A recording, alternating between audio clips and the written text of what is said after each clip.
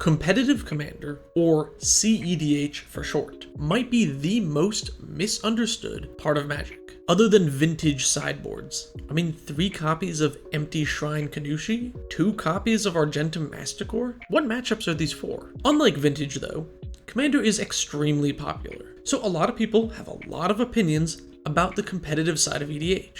From separating CEDH into its own format, to banning cards just for CEDH, to all these other misconceptions about the format. People say combos are CEDH, mass land destruction is CEDH, and hey, that guy won the game kinda fast. Was that CEDH? I think all of these misconceptions come from not understanding what CEDH really is. And I won't bury the lead any longer. The truth is, CEDH does not exist, and I don't know if it ever will. It's all EDH. Let's look at Modern as a comparison. What is a Modern deck? By definition, it's a deck that only uses Modern legal cards. So a deck with 30 islands and 30 forests is a Modern deck, or at least Modern legal. But when I ask a random player, hey, what's a Modern deck? Most of them will say something about Yawgmoth or Living End. These are also Modern decks. More specifically, meta decks. These decks put up tournament results and define the metagame. So which is it? What is a Modern deck? Anything Modern legal, or does it need to be part of the metagame? The problem with the latter definition is there are anti-meta decks, which can compete, but are not part of the meta as a whole. Right now, I'm playing Prisontron. It's not a meta deck, but it can still get wins because I'm using Chalice of the Void and Karn with a Wishboard to find specific answers to meta decks. So we can't define Modern as just meta decks, because then anti-meta or tier 2 or tier 3 decks are not part of that. So we have this sliding scale of competitiveness, a random pile of Modern legal cards on one end, and meta decks on the other end. In terms of competitiveness, you could put anti-meta decks here, and maybe tier 2 or tier 3 decks here. So then what's this? The space between random pile of cards and tier 3 meta decks. These decks would be Modern legal, but not focused on tackling the meta, like how an anti-meta deck does. That would be casual Modern decks. We just don't think about these because it's not very popular. We can do the same for Commander though. Meta decks on one end, and all the casual stuff on the other end. All of it though is still Commander. It just happens that this portion is more popular than this portion. My argument is more than a semantic one though. You might think that CEDH goes against the spirit of the format, and that's where you're still wrong. Now, the spirit of the format is really hard to define and pretty vague, but a lot of people try to say that casual Commander is the for fun format, which is tragic, because that means all of these players, hundreds of them, at these massive events are not having any fun. I mean, who would do such a thing? Take all these people and force them to play Standard or Modern against their will. Was it you, Chris? I find it really funny when players tell me that casual Commander is the for fun format. As if the other formats are not for fun? It's a card game. We're all playing for fun. And CEDH is not an exception to that. I think a lot of people forget that CEDH tournaments are relatively new. I remember it was not that long ago when the only place you could go to play CEDH was Discord servers, and then using those servers to find local players. We used to go to coffee shops and play CEDH since all the local stores wouldn't lend us space since they were full doing Wizards sanctioned events for other formats. We didn't play for prizes, it's just people playing Commander casually, but with stronger decks. Another thing that I think really shows how much CEDH is casual and for fun is that CEDH players are generally very proxy friendly. Remember how I said nobody knows what's up with vintage sideboards? That's because nobody plays vintage, but people play CEDH. How come? Because CEDH is always a grassroots, not supported by Wizard, proxy-friendly event. While writing this script, I got a comment from someone who said that they didn't have the $3,500 to try CEDH. And this made me pretty sad because nobody should be priced out of CEDH. If you want to play competitive Commander, other CEDH players will always prefer for you to proxy the expensive reserve list cards instead of using budget options. Because when it comes down to it, CEDH players want to play against the best deck you can build, not the best deck you could afford to build. I know a lot of CEDH players that have decks which are 100% proxies. Most other content creators you see online are using proxy duels or proxy reserve list cards. And this makes competitive Commander one of the cheapest formats to get into. You can build any deck for pretty cheap because you can just proxy the entire deck. When you make your proxies though, just be sure of a few things. One, that they're actually legible. Cards have too much text on them these days for you to just Sharpie the name of the card onto a basic land. It doesn't look good, it's hard to read, and make sure they're not counterfeits, meaning they're not intended to trick someone into believing it's a real card. Usually things that have different backs or unofficial art are great ways to make sure they're not counterfeits. I have friends that have entire decks that are all proxies for CEDH, and it works fine. Nobody cares. And this is why I don't think CEDH is ever going to be a non-casual format supported by Wizards. Just look at Vintage and Legacy. Power 9 cards and duels price out 99% of the player base. So Legacy and Vintage are dying formats. I could see CEDH sticking around on MTGO, like Legacy and Vintage, but never in paper, at least as long as the reserve list exists. And let's talk about the ban list. This has been a huge topic of conversation for years. Should we be banning cards for CEDH? And it actually does not matter at all. Because CEDH and EDH are the same thing, there's no such thing as banned for CEDH. Let's imagine we banned Dockside, Oracle, Forbidden Tutors, Breach, Ad Nauseam. Okay, then what? Eventually, something else just becomes the best thing in the meta. And since the strongest thing within EDH is CEDH, then that would just become CEDH. Nothing else would happen. And then would we ban all the best cards again? This doesn't make any sense. Remember, EDH, including the competitive side, is a casual format not regulated by Wizards. The goal of the ban list is not to create a fair balanced format. Instead, it's about banning cards for the fun of the format. And when cards do get banned, they rarely affect both sides of the spectrum. When Flash got banned, most casual players just scratched their heads in confusion because they had never heard of this mostly useless card. And when Iona got banned, 0 CEDH players made changes to their deck. And other than Flash, which was uniquely difficult to interact with and play against, what would CEDH players want banned? CEDH players are not looking to ban fast mana, or tutors, or strong cards. Playing these strong cards is kind of the point of CEDH. Some players do want Oracle or Dockside gone, but banning those does not really go against the rules committee's philosophy. And many of the high salt cards that casual players complain about, like Turgid and Obliterate, see 0 play in the meta, so banning them would have no impact on CEDH. Separating CEDH into its own format also makes 0 sense, because then what would you call decks at the peak of power within the EDH format, and then what would you call casual decks within the new CEDH format? It's very silly to try and split this up. So that's why EDH and CEDH are the same thing. It's one format that is both casual, for fun, and generally proxy friendly. It's not really played in actual tournaments, not supported by Wizards, and usually played with friends. But you might have noticed from the runtime of this video, even though I've reached a conclusion of sorts, I have more to say. And that's because this is where the real video begins. My pro-CEDH propaganda. I might have convinced you that EDH and CEDH are really the same thing and the ban list is whatever, but I might have not convinced you to actually try CEDH. So here is my pitch for why CEDH is awesome, and I'm going to start that by clearing up some misconceptions about the meta, because I think a lot of people don't actually know what makes a CEDH deck or how the games actually play out. I think a lot of people imagine CEDH as this format where everybody shuffles up and whoever goes first wins the game while everyone else stands around and applauds. But that's actually what Vintage is like, not CEDH. And it could not be further from the truth, especially in the current meta. Speaking of the current meta, what makes a meta deck in EDH? In every format, the meta is defined by the strongest strategy and the speed of the format. A format's speed is determined by how quickly the fastest deck can win consistently without disruption.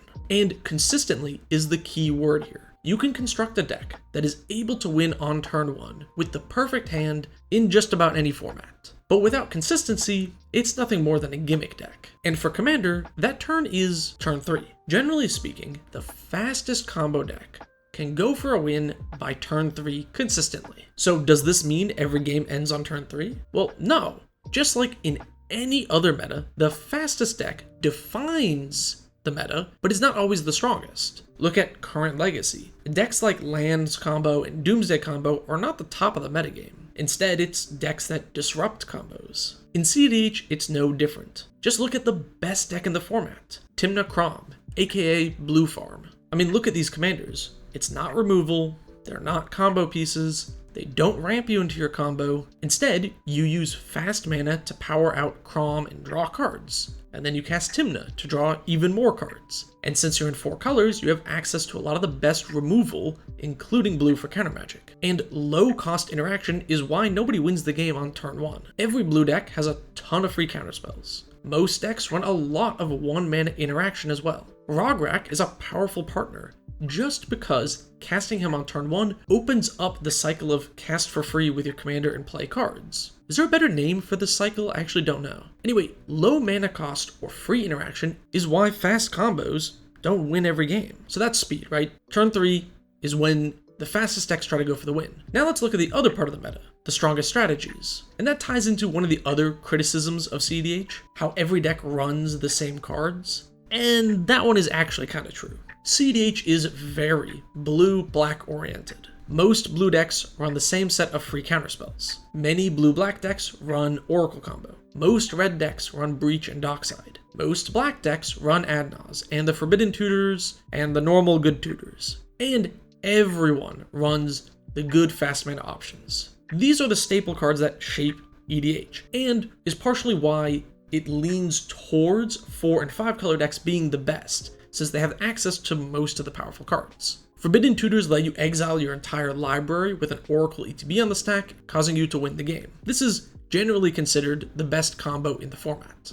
Breach and Dockside are busted cards with many combo options. Adnaz, I think, is one of the most interesting features of the format. Because most decks have an average mana value of less than 2, it becomes 5 mana instant speed to draw 20 or 30 cards. It's very fun to cast an Adnaz and see how deep you can go without accidentally hitting a Force of Will and losing the game. Some people don't like the sameness of the format, and I get that, but I think the format being dominated by certain cards is more of a feature than a bug. It opens up for weird cards like Praetor's Grasp. If everyone's playing similar combos, this card is suddenly a tutor that takes a combo piece out of your opponent's deck. And the way you get these combos or use these cards does vary from deck to deck. Plus, not everyone is on Oracle and Breach lines. So the speed of the format is turn 3.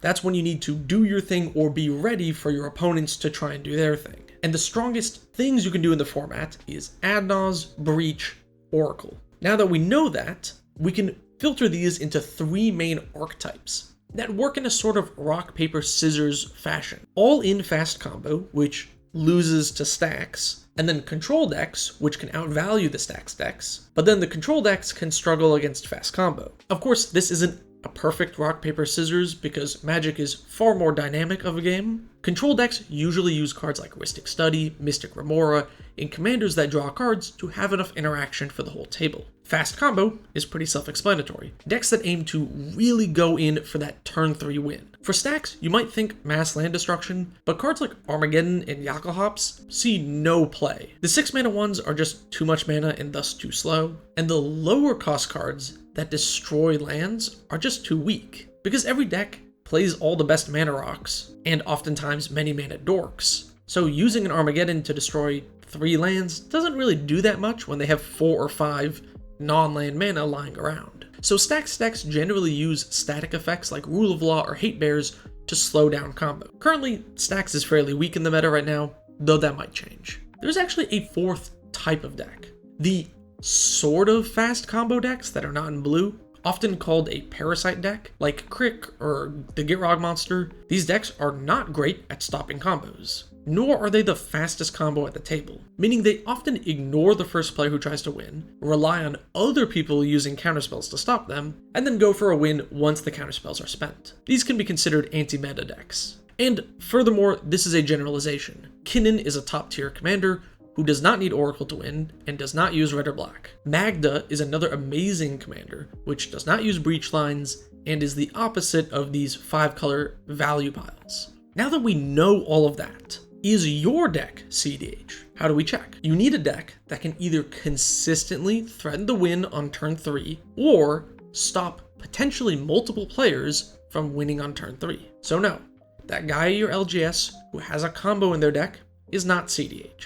That deck with a few free counterspells is not CEDH. That deck with a couple of random stacks pieces is also not CEDH.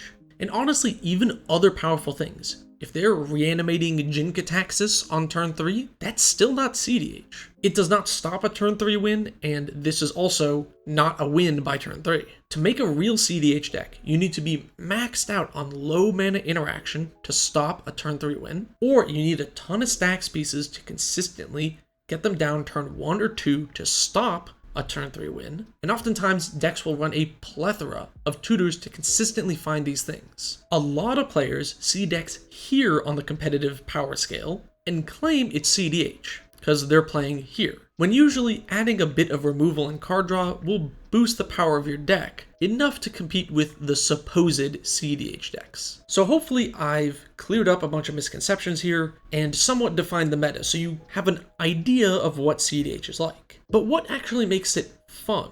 I once heard a quote that I really resonated with. Casual EDH is for complicated board states. Competitive EDH is for complicated stacks. I forgot who said this originally, so I'm sorry, but I totally agree. You can have games where one person is going for a win, followed by a counter war, followed by another win attempt, and another counter war on top of that. Spells will be redirected and bounced all over the place. Plus, politics. I think a lot of players think that there are no politics in CEDH, but this is not at all true. Making deals can be a very good way to try and get other players to use more removal. I've had players cast spells into my Rhystic Study to help me draw cards to fish for a counterspell to stop a win on the stack. That's politics. And if you're a CEDH player who avoids politics, you should probably try some. It will improve your win rate when done right. I also love the lack of Rule 0. It means there's no salt and no feels bad moments. Instead of everybody saying, oh, my deck is a 7, and nobody knowing what that means, everyone says, my deck is CEDH,